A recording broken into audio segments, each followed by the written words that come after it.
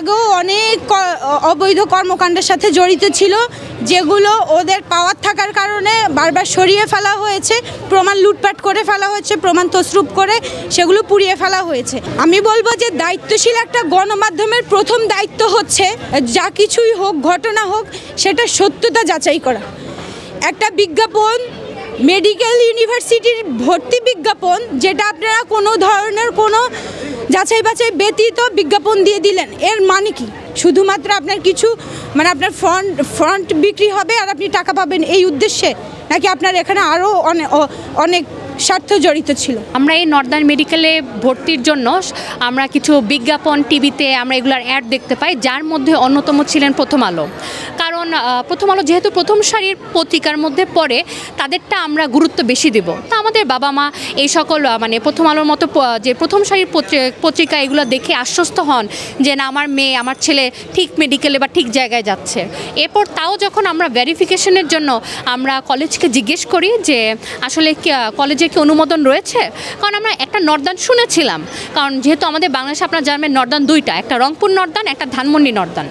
তো আমরা তখন জিজ্ঞেস করার পর আমাদেরকে ডিরেক্ট বলা হয় যে জি আমরা জানি আপনারা কি জানতে চাচ্ছেন, রংপুর নর্দার্নের অনুমোদন স্থগিত করা হয়েছে। এবং আমরা বলি যে এটা প্রমাণ কি, আমরা প্রমাণ জানতে চাই। আসলে সবার কথা তো আমার বলে লাভ নেই, আমি আমার নিজেরটাই যদি বলি, আমি প্রমাণ জানতে চাই। তখন আমাকে একটা কাগজ দেখানো হয়, বিএমডিসি কর্তৃক অনুমোদিত, বিএমডিসি এবং বাংলাদেশ সরকার কর্তৃক অনুমোদিত একটা প্রসপেক্টাস দেখানো হয়, যেখানে খুব বোল্ড অক্ষরে লেখা ছিল যে এটা বিএমডিসি কর্তৃক অনুমোদিত। আসলে এটা দেখার পর আমি মেডিকেল স্টুডেন্ট হিসেবে আমার আর কোনো জায়গায় কোনো ক্ল্যারিফিকেশন অথবা ভেরিফিকেশনের কোনো দরকার পড়েনি আমার। তো এরপর আমরা যেই বছর ভর্তি হই 19-20 সেশনে, তখন ওই বছর করোনার বছরের পরের বছর আমরা দেখি এই মেডিকেলে কোনো ভর্তি হচ্ছে না, কোনো ভর্তির বিজ্ঞাপন নেই, কিছু নেই। হাস্যকর ব্যাপার, ওই বছরও প্রথম আলোতেই আর বিজ্ঞাপন এসেছিল যে বিএমডিসি কর্তৃক অনুমোদিত, এবং তখন এটা দেখে আমরা আর কি আরও বেশি ব্যাপারটাকে গুরুত্ব নেই। তার মানে কি এই পত্রিকা এভাবেই চলে আসতেছে। আচ্ছা, যাই হোক, তো ওই বছর অবৈধভাবে 20 জন শিক্ষার্থীকে ভর্তি করে এই প্রতিষ্ঠানে। আমরা তখন আমাদের ব্যাচ অনেক চিৎকার চেঁচামেচি বা আন্দোলনের মাধ্যমে বলতে পারেন আমরা ভর্তিটাকে স্থগিত করিয়ে দিই, যে আমাদের মতো আর কোনো শিক্ষার্থীদেরকে আমরা চাচ্ছি না এইভাবে সাফার করতে। তো এরপর তৎকালীন আমাদের 13 ব্যাচ এই সাফারটা করছিলেন, যে সাফারের কথা আপনাদেরকে মাত্র বললাম যে আমাদের অনুমোদন নেই, আমরা কিভাবে ইন্টার্ন করব। সেম তখন আমরা ওই ব্যাচের সাথে মিলে আমরা আবু ইউসুফ মোহাম্মদ আবদুল্লাহর কাছে যাই মিটিং করতে। আবু ইউসুফ মোহাম্মদ আবদুল্লাহ হচ্ছে গিয়ে আমাদের মেডিকেলের দখলকৃত মালিক অথবা বলতে পারেন দাবি করা চেয়ারম্যান আমাদের মেডিকেলের। ওনার কাছে যাই এবং ওনার ওইখানে গেলে আর কি আমাদেরকে অনেক কিছু মেনটেন করে যাওয়া লাগতো, যেমন ফোন সিজ করে রাখা হতো। আমাদের সবাই আমরা যেটা বলতে চাই সেটা বলতে পারতাম না, আমাদেরকে বলা হতো 10 সেকেন্ড টাইম দিলাম, যা বলার বলে নাও। এবং ওনার কিছু মুখস্থ ডায়লগ ছিল যে আমার আইনের হাত অনেক বড়, স্বাস্থ্যমন্ত্রীর অমুক ছেলে বা কি অ্যানল, এগুলো আমাদেরকে দেখাতো যে এগুলোর মাধ্যমে হয়ে যাবে, বাংলাদেশে হয় না এমন কোনো কাজ নেই।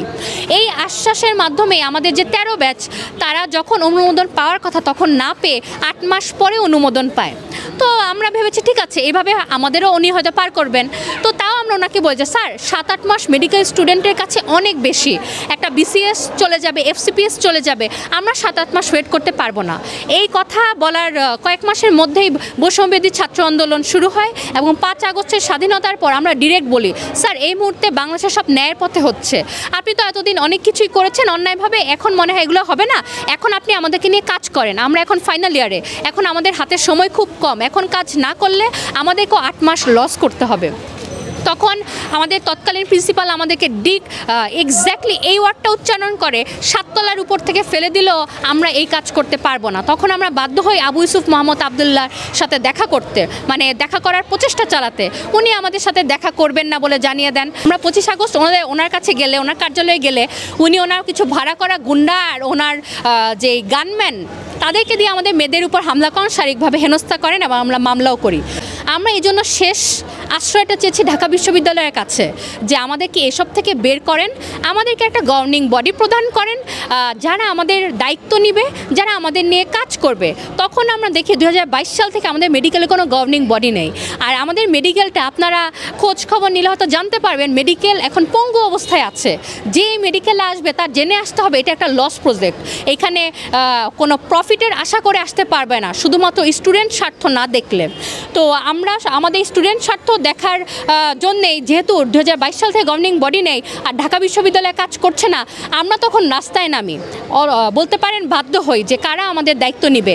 এমন করে আমরা কিছু বড় বড় ইন্ডাস্ট্রিয়ালসের সাথে কথা বলি, কিছু ভালো ডক্টরদের সাথে কথা বলি যারা আমাদের দায়িত্ব নেবেন, এবং তারা রাজি হন, সব কিছু দেখে শুনে তারা রাজি হন, এবং আমরা তাদেরকে বলি আপনাদেরকে আসতে হবে, ঢাকা বিশ্ববিদ্যালয়ের কাছে অঙ্গীকারবদ্ধ হয়ে যে আপনারা আমাদের সাথে কাজ করবেন।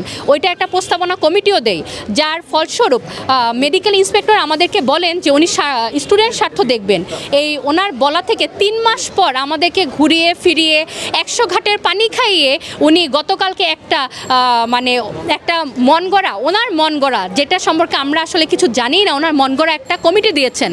তো কমিটি দিয়েছেন, হাস্যকর ব্যাপার হচ্ছে ওই কমিটির 4 জনই ঢাকা বিশ্ববিদ্যালয়ের, এবং তাদের সবারই আবু ইউসুফ আবদুল্লাহর সাথে খুব ভালো সম্পর্ক। আর এটাই স্বাভাবিক, আমি যে প্রতিষ্ঠানে পড়ব ওই প্রতিষ্ঠানের সকলের সাথে আমার সম্পর্ক ভালো হবে, যেহেতু আবু ইউসুফ আবদুল্লাহ এখানকার আইবিএ ডিপার্টমেন্টের ডিরেক্টর ছিলেন, বর্তমানে হয়তো ওনাকে অ্যাক্টিং ডিরেক্টর একজনকে দেওয়া হয়েছে। আচ্ছা, তো এই মর্মেই আমরা এই কথা যখন আমরা জানতে পারি, তখন আমরা বলি যে আসলে হচ্ছেটা কি আমাদের সাথে তার মানে 3 মাস ধরে পুতুল খেলা চললো। 3 মাস ধরে আমরা এর কাছে ওর কাছে গেলাম, প্রতিদিন ক্লাসের পর এসে বসে থাকতাম, স্যার কখন দিবেন, টিচাররা ক্লাস নিচ্ছে না, টিচার ডিসিশন নিচ্ছে আগামী সপ্তাহ থেকে ক্লাস বন্ধ হয়ে যাবে, স্যার আমরা তো এভাবে পারবো না। তো আমরা বর্তমানে আমাদের দাবি একটাই, আমরা যেই কমিটি দিয়েছি সেটাকে পুনর্বিবেচনা করা হোক। আপনারা যে কমিটি দিয়েছেন ঢাকা বিশ্ববিদ্যালয়, তারা পুনর্বিবেচনা করে আমাদের কমিটি আমাদেরকে নিয়ে কাজ করতে ইচ্ছুক। আপনারা যাদেরকে দিয়েছেন তারা আবু ইউসুফ আবদুল্লাহ, তাদের সাথে আবু ইউসুফ আবদুল্লাহর আতাত রয়েছে।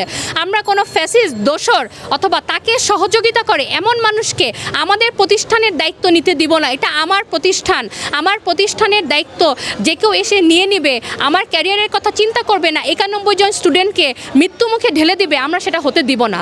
আমাদের প্রস্তাবিত কমিটিকে পুনর্বিবেচনা করে তাদেরকে অনুমোদন প্রদান করতে হবে। ওইখানে যদি কোনো ধরনের যোগ বিয়োগ দরকার পড়ে সেটা অবশ্যই ঢাকা বিশ্ববিদ্যালয় করবে। তো এখন আমি আসলে ব্যক্তিগতভাবে যা বুঝি যে আমাদের বিশ্ববিদ্যালয়ে আমাদের ট্রেজারার স্যার বা আমাদের ইন্সপেক্টর স্যারের একটা সীমাবদ্ধতা আছে। এটা তো আসলে ওনাদের কর্মজীবন, এটা তার ব্যক্তি জীবন না যে চাইলেই সিদ্ধান্ত নিজের মন মতো করে নেওয়া যায়। তো আমি যতটুকু বুঝলাম যে সিদ্ধান্তটা ওনারা নিয়েছেন হয়তো একেবারে নিউট্রালভাবে, কিন্তু পরবর্তীতে এরা খোঁজখবর নিয়ে জানতে পারলো যে এটা আসলে নিউট্রাল না, এখানে ইউসুফ আবদুল্লাহর লোকেরা ছিল। তো আমার কথা হলো 63টা মামলার আসামি সে এখনও দিব্যি হেঁটে ঘুরে হুমকি দিয়ে বেড়াচ্ছে, আর রাষ্ট্রপক্ষ কিছুই করছে না, বাচ্চাদের জীবন নষ্ট হচ্ছে। এটা তো আসলে ঠাট্টা বলবো আমি।